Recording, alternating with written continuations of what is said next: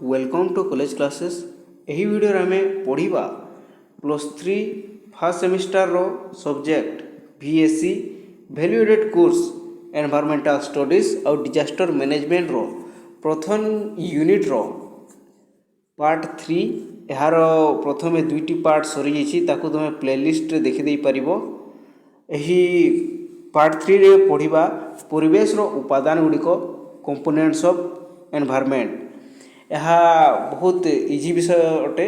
यहाँ केवल शुणी दियो बुझीज आउ इम्पोर्टाट पॉइंट गुड़िक निश्चित भाव में पॉइंट कर नब और सांग मान मध्य निश्चित भाव में शेयर कर चैनल को सब्सक्राइब करदेव। So let's discuss this topic. परिवेश रो उपादान कंपोनेंट्स ऑफ एनवायरमेंट। परिवेश भौतिक सीमा वस्तुतः अद्वितीय। परिवेश रो जो भौतिक सीमा गुड़िक रही ताहा हेउची यूनिक अविभाज्य अटे, यह अपूर्व अटे। यह चारोटी विशिष्ट उपादान रही द्वारा ही परिवेश गठित अटे, जहाँ वायुमंडल, बारिमंडल, उष्ममंडल बा प्रस्तरमंडल और जीवमंडल। यह नहेले परिवेश गठित हो परिबो नाही। यह होची यूनिक अविभाज्य, यह हेले ही परिवेश गठित हेबो। सर्वदा अजैव अजैव अजैव जैव तथा जैव जैव उपादान मध्य पारस्परिक प्रक्रिया संगठित हो यह फल विभिन्न शक्ति उत्पादित होता है। यही अजैव जैव कहले कौन? जैव कहले जो बायोटिक, जहाँ को बायोटिक कह जाए, जार जीवन अच्छी मनुष्य, पशु, पक्षी, गछलता और अजैव कहले ए बायोटिक, जार जीवन नहीं। पवन, मृत्तिका इत्यादि गुड़िक मध्य कौन होते शक्ति उत्पादित होते हैं।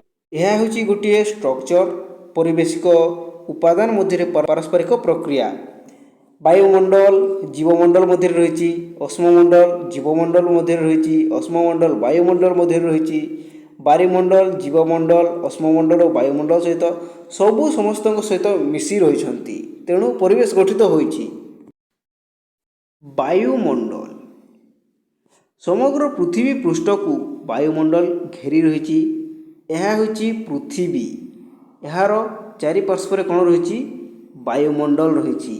यह विभिन्न स्तर रही जार बहुत इम्पोर्टेंट भूमिका रही। यह हूँ पृथ्वी कौन काम कर वायुमंडल, एथिरे विभिन्न गैस मिसिकी रही जद्वारा पृथ्वी पृष्ठ जीव जगतर सत्ता अनुभूत। यही वायुमंडल नथिले पृथ्वी रे यही जीवमंडल गठित हो न था, कौन सी जीव बंची न था।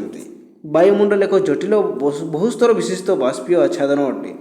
यह प्रायतः 1000 किलोमीटर 1 मार्क क्वेश्चन 1000 किलोमीटर पर्यंत परिव्याप्त अटे, किंतु भूपृष्ठरु प्राय 350 किलोमीटर उच्चता पर्यंत यह विशेष भाव अनुभूत अटे। वायुमंडल व्युत्पत्ति उक्त पृथ्वी पृष्ठ को ही रासायनिक तथा जैव रासायनिक प्रक्रिया द्वारा संभव होइछि। वायुमंडल थिबा उपादान गुड़िक जीवजगत पई अतीव प्रयोजनीय। वायुमंडल अनेक कार्य निर्वाह करिथाए। आम जो पृथ्वी पृष्ठ विभिन्न स्तर रही 1000 किलोमीटर पर्यंत परिव्याप्त अटे, किंतु 350 किलोमीटर पर्यंत यह कौन होते अनुभूत होता है। यार अनेक कार्य निर्वाह करते, यथा सूर्यर आलोक को परिश्रवण करते, फिल्टर करते, विभिन्न डेंजरियस रेज गुड़िक आसी थाए पृथ्वी पृष्ठ को, ताहा वायुमंडल अटकाई थाए, ताकू फिल्टर करते, तापरे पृथ्वी को से रेज गुड़िक आसी थाए। किंतु मनुष्य जो प्रदूषण करिछि, एसी लगाउछंती, जंगल काटुछंती, अधिक जानवाहन कलकारखाना यूज करुछंती, तेणु से लेयर्स गुड़िक फाटी जाउछि, छिद्र हो जाउछि और सूर्यंक ठारू विभिन्न रेज गुड़िक आसी मनुष्य मान को इफेक्ट करुछंती।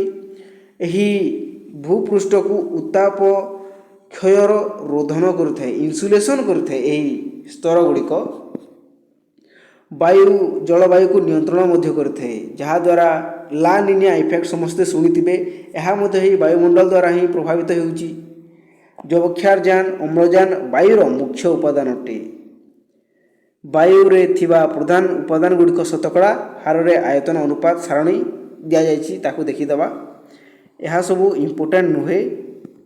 जबक्षारजान रही 78.8%, अम्लजान रही 20.94%। मुख्यतः यही दुईटा क्वेश्चन इंपोर्टेंट अटे। बाकी को देखी केवल गोटे कार्बन डाइऑक्साइड आसी थाए ताकू देखीदेव। समवायुमंडल रही विषम वायुमंडल रही ताकू देखीदेवा।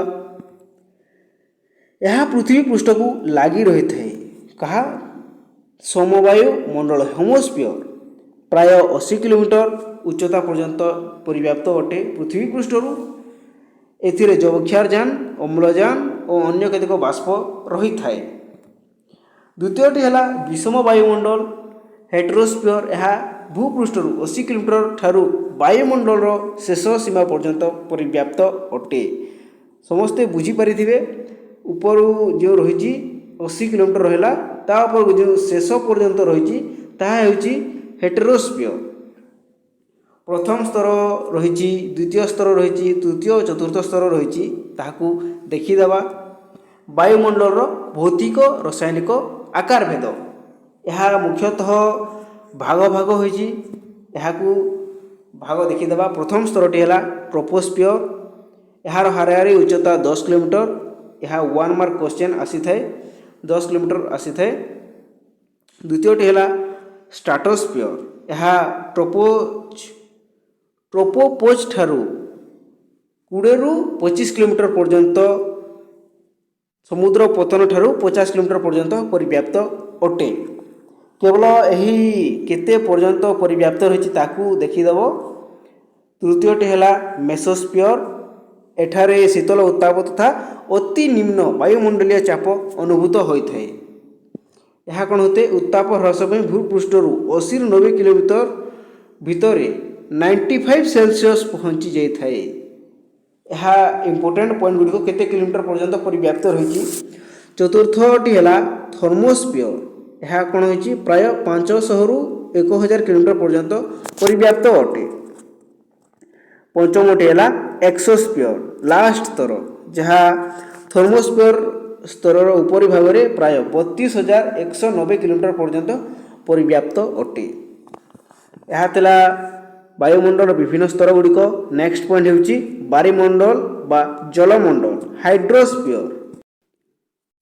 बारीमंडल बा जलमंडल महाकाशरू पृथ्वी को निरीक्षण कले बारीमंडल विस्तृति सहजरे जना जाए। सते जेपरी समग्र पृथ्वी जल द्वारा आच्छादित। आमर जो पृथ्वी रही कौन कहुए ब्लू प्लानेट कहुए। कारण महाकाश देखले यह ब्लू जना पड़े। कारण समुद्र रही नदी पोखरी इत्यादि रही झरणा मेरु बरफ अंचल समष्टि को नहीं पृथ्वी बायुमंडल गठित होती।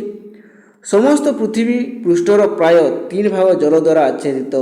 आमे पृथ्वी को गोटे गोलाकार सेप देवा यहाँ को 4 भाग करवा। यार 3 भाग होची केवल जल और गोटे भाग होची केवल स्थल। समस्ते बुझीपारे केते जल रही किंतु सही जल पीवा योग्य केते रही शतकड़ा 99 भाग भूपृष्ठ जल महासागर और समुद्र रे अवस्थित। अवशिष्ट 1% केवल 1% जल मधुर जल अटे।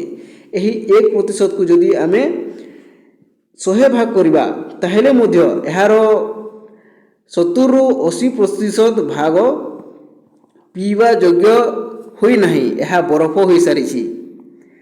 किंतु अवशिष्ट जो पानी रही ताहा नदी झरणा इत्यादि रे थाए। पृथ्वी पृष्ठ को मधुर जल वर्षा बरफ शिशिर इत्यादि आकार में आसी थाए। यह व्यतीत मृत्तिका भूतल जल भंडार वायुमंडल तथा उद्भिद और वन्य प्राणी मान शरीर में प्राप्त होता है। जलर गठन बा आकृति समस्ते जानते। जलर जो सिंबल रही H2O बोली कहा जाए। हाइड्रोजन बॉन्ड ऊपर निर्भरशील अटे। H2 दुईटी उद्जान और गोटे ऑक्सीजन हेले जल तैयारी होते। इंपोर्टेंट पॉइंट जलचक्र। जलचक्र को बुझी नेबा। यही जलचक्र कहले कौन अटे प्रायतः समस्ते बुझी थिबे जलचक्र क्या कहा जाए। जल सदा सर्वदा वायुमंडल तथा पृथ्वी बक्ष मध्य संचालित अटे। यह जलचक्र हाइड्रोलॉजिक और वाटर साइकिल। जल सदा सर्वदा वायुमंडल तथा ପୃଥିବୀ ବକ୍ଷ ମଧ୍ୟରେ ସଞ୍ଚାଳିତ ହେଉଥାଏ। ଏହାକୁ ଜଳଚକ୍ର କୁହାଯାଏ। ଉକ୍ତ ଜଳଚକ୍ରକୁ ସୌର ଶକ୍ତି ପରିଚାଳିତ କରିଥାଏ। କିଏ ପରିଚାଳିତ କରିଥାଏ? ଏହି ସୌରଶକ୍ତି। ସୌରଶକ୍ତି ପ୍ରାୟତଃ ସମୁଦ୍ର ବକ୍ଷରୁ ଜଳକୁ ବାଷ୍ପୀଭୂତ କରିଥାଏ ଏବଂ କିଛି ପରିମାଣର ଜଳ ସ୍ଥଳପୃଷ୍ଠ ତଥା ଉଦ୍ଭିଦମାନଙ୍କ ଶରୀରରୁ ବାଷ୍ପୀଭୂତ ହୋଇଥାଏ। ଏହା ହେଉଛି ପୃଥିବୀ ପୃଷ୍ଠର ଜଳ ଉତ୍ସ ଗୁଡ଼ିକ। ତାହାଠାରୁ କ'ଣ ହୋଇଥାଏ? ସୂର୍ଯ୍ୟଙ୍କ ଠାରୁ ଏହି କିରଣ ଆସିଥାଏ ଆଉ ଏହା ବାଷ୍ପୀଭୂତ ହୋଇଥାଏ, ଯାହା ଉପରକୁ ଉଠିଥାଏ। ଏହି ଉତ୍ତପ୍ତ ଗ୍ୟାସ୍ ଗୁଡ଼ିକ ଜଳ ଅଟେ। ବାଷ୍ପୀକରଣ ହୋଇଥିବା ଉକ୍ତ ଜଳ ସମୂହ ଘନ ବାଦଲ ଆକାରରେ ଘୁରି ବୁଲେ ଏବଂ ଏଗୁଡ଼ିକୁ ଅଧିକ ଘନୀଭୂତ ହେଲେ ପୃଥିବୀ ପୃଷ୍ଠକୁ ସ୍ଥଳଭାଗ ବର୍ଷା ବା ବରଫ ଆକାରରେ ଆସିଥାଏ। ଏହା ଯେଉଁ ଉପରକୁ ଯାଇଥିଲା ତାହା ବାଦଲ ଆକାର ନେଇଥାଏ ଆଉ ଭୂପୃଷ୍ଠରେ ବରଫ ବା ଜଳ ଆକାରରେ ବର୍ଷିଥାଏ। ଉକ୍ତ ଜଳ ପରିମାଣରୁ କିଛି ଅଂଶ ଭୂପୃଷ୍ଠ ଭିତରକୁ ଭେଦିଯାଏ ମୃତ୍ତିକାକୁ, ଯାହାକି ଆମେ ଭୂମିତଳ ଜଳ କହିଥାଉ। ଅନ୍ୟ କିଛି ଅଂଶ ନଦୀ ଝରଣା ମାଧ୍ୟମରେ ପୁଣି ସମୁଦ୍ରକୁ ଫେରିଯାଏ। ଭୂମିତଳ ଜଳକୁ ଆମେ ମୋଟର ପମ୍ପ ସାହାଯ୍ୟରେ ଉପରକୁ ଆଣି ବ୍ୟବହାର କରୁ। ଜଳର କିଛି ଅଂଶ ମଧ୍ୟ ପ୍ରାଣୀ ତଥା ଉଦ୍ଭିଦମାନଙ୍କ ଶରୀରରେ ରହିଥାଏ। ଏହା ଆମ ଶରୀର ମଧ୍ୟ ଏହି ବାଷ୍ପୀକରଣ ପ୍ରକ୍ରିୟା ହୋଇଥାଏ। ଉଦ୍ଭିଦ ତା'ର ପ୍ରସ୍ୱେଦନ କ୍ରିୟା ମାଧ୍ୟମରେ ବାୟୁମଣ୍ଡଳରୁ ଛାଡ଼ିଥାଏ, କିନ୍ତୁ ଯାହା ହେଉନା କାହିଁକି ଶେଷରେ ଜଳ ସମୁଦ୍ର ବକ୍ଷକୁ ଯିବା ଅବଶ୍ୟମ୍ଭାବୀ। ଜଳର ଆବଶ୍ୟକତା ଅନେକ, ଯଥା ଘର, କୃଷି, ଶିଳ୍ପ ଇତ୍ୟାଦି ପାଇଁ ଆମେ ପ୍ରାୟତଃ ଜଳର ବିଭିନ୍ନ ଉତ୍ସ ସୋର୍ସ ଯଥା ଆଭ୍ୟନ୍ତରୀଣ ଜଳ, ଭୂତଳ ଜଳ ଯେପରିକି ସମୁଦ୍ରକ ଜଳ ବିନିଯୋଗ କରିଥାଉ। ଏହା ଆମର ସବୁ କାମରେ ଆସିଥାଏ। ବିଶ୍ୱବ୍ୟାପୀ ବିଭିନ୍ନ ଜଳ ଉତ୍ସର ଚାହିଦା ଦିନକୁ ଦିନ ବଢ଼ି ଚାଲିଛି, କିନ୍ତୁ ଦୁର୍ଭାଗ୍ୟର ବିଷୟ ଏହା କି ନାନା ପ୍ରକାର ପ୍ରଦୂଷଣ ଯୋଗୁଁ ମୂଲ୍ୟବାନ ସ୍ୱଚ୍ଛ ନିର୍ମଳ ଜଳ ପରିମାଣ ଆସ୍ତେ ଆସ୍ତେ କମିବାକୁ ଯାଉଛି। ଏହା ଗୋଟିଏ ଭବିଷ୍ୟତରେ ବହୁତ ବଡ଼ ସମସ୍ୟା ନେବାକୁ ଯାଉଛି।